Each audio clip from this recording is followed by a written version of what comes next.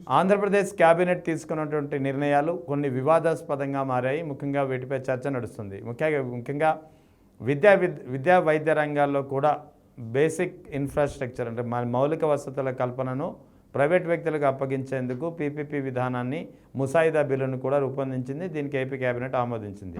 మరోవైపు ప్రతిష్టాత్మకమైనటువంటి వైఎస్ జగన్ ప్రభుత్వం తీసుకొచ్చినటువంటి దిశా బిల్లును కూడా ఉపసంహరించుకుంటున్నట్లు ఏపీ కేబినెట్ గ్రీన్ సిగ్నల్ ఇచ్చింది.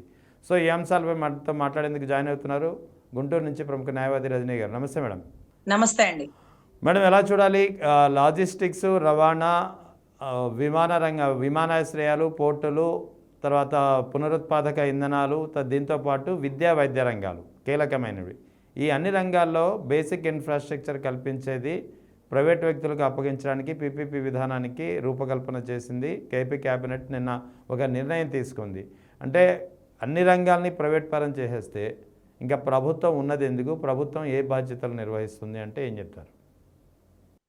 సార్, ముఖ్యంగా నిన్నటి రోజు కేబినెట్ సమావేశానికి గౌరవ డిప్యూటీ సీఎం గారు హాజరు కాలేదు. డిప్యూటీ సీఎం గారి సంతకం లేకుండా కేబినెట్ లో ఒక బిల్ ఎందుకు పాస్ అయింది, ఎలా పాస్ అవుతుంది? మేము ఓట్లేసింది ఆయన చూసి ఓట్లేసినాం కదా, అవతల వ్యక్తి నమ్మదగిన వ్యక్తి కాదు అని మాకు తెలుసు కదా.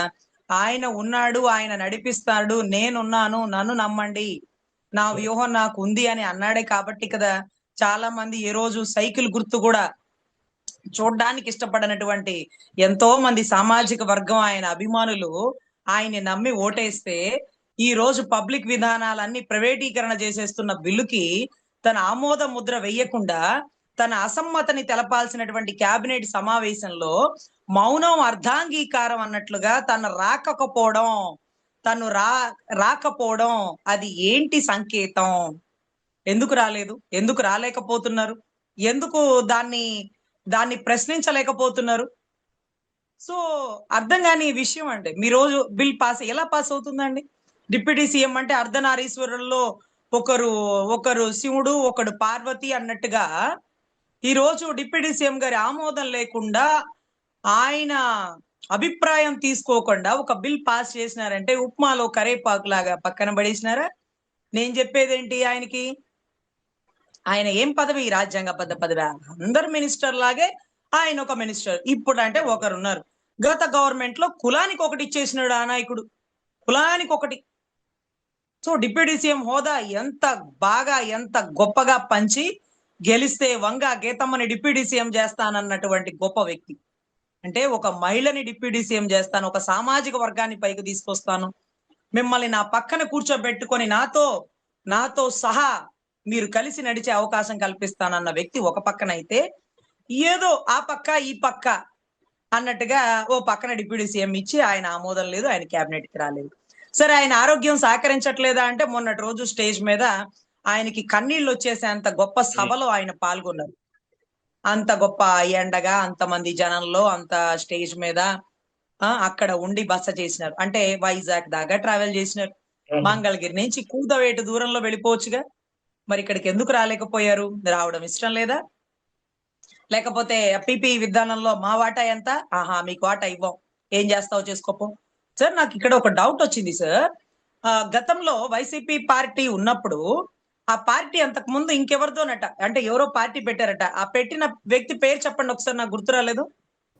ఆయన ఇక్కడ తెలంగాణ అతనండి. ఆయన పార్టీ పెట్టింది, ఆయన నుంచి మొత్తం హక్కులన్నీ కొనుక్కున్నది ఈ పార్టీ.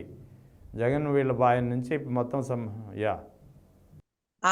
ఈ పాయింట్ నిన్న ఎవరో ఒక తెలంగాణ వ్యక్తి నాకు గుర్తు చేసినారు సార్. నాకు ఆ పార్టీ పెట్టిన పేరు వ్యక్తి కూడా గుర్తులేదు, కానీ అతన్ని చంద్రబాబు గారు ఆయన సహచరులు అందరూ పిలిపించి ఆ ముద్ర ఏదైతే ఆ ఫ్యాన్ గుర్తుని మేము కోర్టులో కాంపిటీషన్ గా పోటీ చేస్తామో, లేకపోతే దాన్ని ఆపిచ్చేస్తామో, లేకపోతే ఇలా అలా అంటూ అతనితో చర్చలు చేసినారట.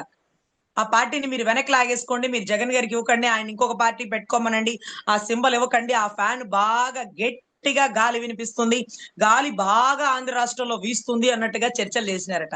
నాకు భయం వేస్తుంది ఏంటంటే 21 ఎమ్మెల్యేలు ఎవరైతే ఉన్నారో దాంట్లో కొంతమంది వైసీపీ నుంచి, కొంతమంది టీడీపీ నుంచి, కొంతమంది టీడీపీ నడిపించి గెలిపించినటువంటి ఎమ్మెల్యే. సొంతగా గెలిచింది ఆ బొలిశెట్టి శ్రీనివాస్ గారు అనుకుంటా, ఆయన సొంత డబ్బు ఖర్చు పెట్టుకుంది. ఆ పంత నానాజీ గారు అనుకుంటా, ఎవరో ఇద్దరు ముగ్గురే ఉన్నారండి, పెద్దగా ఎవరు లేరండి. ఇద్దరు ముగ్గురే, పెద్దగా ఎవరు కూడా లేనట్టుగా నాకు అనిపిస్తుంది. సో ఇప్పుడు ఈ జనసేన కూడా ఆయన లాగేసుకుంటే అంటే 11 మంది ఎమ్మెల్యేలో ఒక 5-6 అంటే నెల్లిమర్ల లోకమాధవ్ గారు సొంత డబ్బు ఖర్చు పెట్టుకున్నారు. ఆ ముగ్గురు తప్ప ఎవ్వరు లేరండి. మిగతా వాళ్ళంతా కొంతమంది టీడీపీ గెలిపించిన వాళ్ళు, దగ్గర ఉండే డబ్బు పెట్టి, కొంతమంది టీడీపీ మనుషులే, కొంతమంది వైసీపీ ముసుగులో ఉన్న మా వాళ్ళు. సో ఇటువంటి పరిస్థితుల్లో ఈ పార్టీని కూడా గుర్తును కూడా లాగేసుకుంటారేమో. ఎందుకంటే ఒకటి చెప్పినట్టు వినాలి, లేకపోతే ఆ గుర్తు కూడా ఉండదంటాడా? సో ఎటువంటి పరిస్థితుల్లో ఆయన క్యాబినెట్ కి ఎందుకు హాజరు కాలేదు? ప్రజల కష్టాల్ని ప్రశ్నిస్తాను అన్న వ్యక్తి ఎందుకు ప్రశ్నించట్లేదు? ఎందుకు మోగనోము అనే ఒక పథకంతో ముందుకు వెళ్తున్నారు? సో ఇక్కడ చాలా సందిగ్ధమైన ప్రశ్నలు అయితే ఉంటాయండి. సో పిపి విధానం ద్వారా ఏదైతే విద్య, వైద్య, ట్రాన్స్‌పోర్ట్, లాజిస్టిక్స్, తర్వాత ఎయిర్‌పోర్ట్ ఇక చాలా చాలా విషయాలు కూడా ప్రైవేటీకరణ అయిపోతాయండి. ఉండేది 3 ఏళ్లే, దోచుకునేది 3 ఏళ్లే. దీంట్లో ఏ మొహమాటం లేదు. డబ్బంతా ఖర్చు పెట్టింది మీరిమే. మీరు డమ్మీగా నుంచున్నారు. మీకు వాటాలు ఇవ్వాల్సిన అవసరం లేదు. ఎక్కువ తక్కువ చేస్తే సింబల్ కూడా లాగేసుకుంటాను. నాకంత చాకచక్యత కూడా ఉంది. నీ మనుషులు ఎంతమంది ఉన్నారు? ఒక ముగ్గురో, నలుగురో చెప్పినట్టు వింటే ఓకే అనేది ఒక విధానమేమో. నీకెంత, నాకెంత, నా వాటా ఇస్తే నేను సమ్మతి తెలుపుతాననేది ఇంకొక విధానమేమో. అసలు ఏం జరుగుతుందో అర్థం కాలేదు. కానీ ఇంపార్టెంట్ క్యాబినెట్ మీటింగ్ లో పిపిఈ పద్ధతి విధానంలో ఆయన రాకపోవడం, ఆయన్ని ఉప్మాలో కరేపాకులాగా పక్కన పడేసి వీరు సంతకాలు పెట్టేసి దాన్ని ప్రతిపాదన ముందుకు తీసుకువెళ్ళడం. దీంట్లో రెండండి.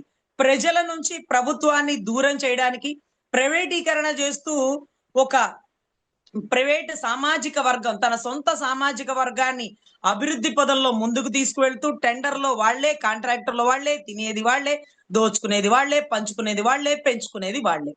సో ఇప్పుడు ప్రజలు మోసపోతున్నారు. ఇంకొకటి క్యాబినెట్ మీటింగ్ లో చేసింది ఏంటంటేనండి, ఏదైతే విద్య, వైద్యం ఈ రెండిటితో పాటు దిశ యాప్. దిశ అంటే ఇదో తెలంగాణ దిశ కేసు కాదండి. సో అక్కడ ఆ తెలంగాణ దిశ కేసులో ఆ అమ్మాయి ఇబ్బంది పడిన కారణం ఏంటంటే, అర్ధరాత్రి 9:30కి అక్కడ ఆ అమ్మాయికి ఇబ్బంది జరిగినప్పుడు ఆ అమ్మాయి పోలీసు వాళ్ళకి ఫోన్ చేస్తే వాళ్ళు స్పందించలేదని, ఆ తల్లిదండ్రులు పోలీస్ స్టేషన్కి వెళ్తే స్పందించలేదని, అసలు మీరు అక్కడ దాకా కూడా వెళ్లాల్సిన పల్లా, యాప్ లో డౌన్లోడ్ చేసి ఇలా షేక్ చేయండి అంటూ దిశ యాప్ గురించి, మీరు ఫోన్ చేసి లొకేషన్ పెడితే ఆన్ స్పాట్ లో మీ దగ్గరికి పోలీసు వాళ్ళు వస్తారు, అక్కడ జరిగిన ఘటన ఆంధ్ర రాష్ట్రంలో జరగడానికి వీల్లేదు, అది బాగా వినపడే పేరు కాబట్టి దిశ, దశ, దిశ అంటే ఒక రూట్ మ్యాప్ కూడా అనుకోవచ్చండి. నీకు వెళ్ళేటప్పుడు ఒక దిశ దశ లేవయ్యా అంటారు, ఏ దిశలో వెళ్తున్నావు అని కూడా అంటారు. సో దిశ యాప్ అనేది, దిశ చట్టం అనేది, దిశ మహిళా పోలీస్ స్టేషన్ అనేది పాస్ అవని బిల్లు అంటే ఒక బిల్ ఎలా పాస్ అవుతుందండి? నిర్భయ బిల్ ఎన్ని సంవత్సరాలకి పాస్ అయింది? ఆ దిశ యాప్ ని ఒక అసెంబ్లీలో ఒక బిల్ ప్రతిపాదన చేసి మహిళలకి తోడుగా ఉండే ఈ యాప్ ని, ఈ పోలీస్ స్టేషన్ ని, ఈ పేరుని ఒక చట్టపరంగా అంటూ పార్లమెంట్ లో కూడా పెట్టడం జరిగింది. అయితే వీళ్ళు ఈ దిశ పేరుని తొలగిస్తున్నారేమో కానీ వీళ్ళ కర్మ కాకపోతే అట్లా అట్లా ఊపి షేక్ చేసేది కూడా మళ్ళీ అదే చంద్రబాబు గారు కూడా అసెంబ్లీ సాక్షిగా చెప్పారు. అంటే ఆయన వెళ్ళిన రూట్ కరెక్ట్, కానీ ఆ రూట్ లో ఆయన పెట్టిన పేరు మార్చేస్తే, నేను వచ్చాక పెట్టిన పేరు అంటే చెల్లికి పెళ్లి జరగాలి మళ్ళీ మళ్ళీ అంటూ నాకు గుర్తుకొచ్చింది ఏంటంటే, నిన్న ఆ అమ్మాయి పివి సింధు అండి. ఆ సింధు ఏదైతే స్టేడియం ఆవిడకి 5 ఎకరాలు ఇచ్చేసినారు జగన్ గారు. ఇలా ఎడం చేత్తో ఇచ్చింది, మళ్ళీ కుడి చేత్తో వెనక్కి చూసుకోరో ఏంటో మరి నాకైతే తెలియదు. కానీ ఆ అమ్మాయికి హ్యాండ్ ఓవర్ చేసేసినాక ఆ అమ్మాయి ఏంటున్నారండి, వాళ్ళ తల్లిదండ్రులను తీసుకొని వచ్చి పట్టుమని 10 మంది కూడా లేదు, ఒక చిన్న షామ్యాన వేసుకొని అక్కడ భూమి పూజ చేసేసుకుంది. ఎప్పుడు 24 ఈ గవర్నమెంట్ వచ్చాకి. గత గవర్నమెంట్ లో ఉండగా జగన్ గారు ఇచ్చేసినారు. మళ్ళీ దాన్ని రాజకీయ నాయకులందరూ వచ్చి డేగలు పడినట్టు పడి ఆ స్థలం మీద, వైజాగ్ లో ఉండే 5 ఎకరాల భూమి మీద వాళ్ళు పడి వాళ్లే అరే లోకేష్ ఎవరండి, లోకేష్ ఎవరు, అది ఫస్ట్ శంకుస్థాపన చేయడానికి హూ ఆర్ యూ నువ్వు క్రీడా శాఖ మంత్రివా? నువ్వే శాఖ? ఐటీ శాఖ, విద్యాశాఖ కదా, నీకేం పని అక్కడ? అరే ఆ అమ్మాయికి ఇచ్చిన దానికి, ఆ పిల్ల ఒక మహిళగా తను ప్రూవ్ చేసుకున్న అనే దానికి 5 ఎకరాలు ఇచ్చి వెనక్కి కూడా తిరిగి చూడాల. తల్లి ఇది నిన్ను నమ్మి నీకు ఇస్తున్నాం, నీ ఇష్టం, నువ్వు మంచిగా స్టేడియం కట్టుకో, నీకు నువ్వు అభివృద్ధి చెంది ఎంతో మందిని తయారు చెయ్యి అంటూ జగన్ గారు పక్కకి వెళ్ళిపోయి పబ్లిసిటీ చేసుకోలేదండి. ఆయన ఇచ్చినట్టు కూడా పేపర్లో వేసుకోవాలి, ఒక సాక్షిలో చెప్పలా. దౌర్భాగ్యం ఏంటంటే మీరు మళ్ళీ శంకుస్థాపన చేస్తుంటే ఓహో సింధు గారికి ఇది ఇచ్చారా, 5 ఎకరాల భూమి ఇచ్చారా? ఒర్రె ఒర్రె ఒర్రె ఎంత రేట్ ఉంటది? ఆ పిల్లకి ఎందుకు ఇచ్చినారు? ఆ పిల్ల ఏం చేస్తుంది? ఇవన్నీ మాకు తెలియదండి. కానీ ఈ రోజు డాగల్లా పడిపోయి ఆ 5 ఎకరాల భూమిలో నీకెంత నాకెంత, ఇక్కడ కాంట్రాక్ట్ బిగిన్ చేద్దాం, మొత్తం మా వాళ్ళే చూసుకుంటారు, ఎక్కడ పెట్టాలో అక్కడ సంతకం పెట్టమని అడిగారేమో. ఎంత దారుణం అండి.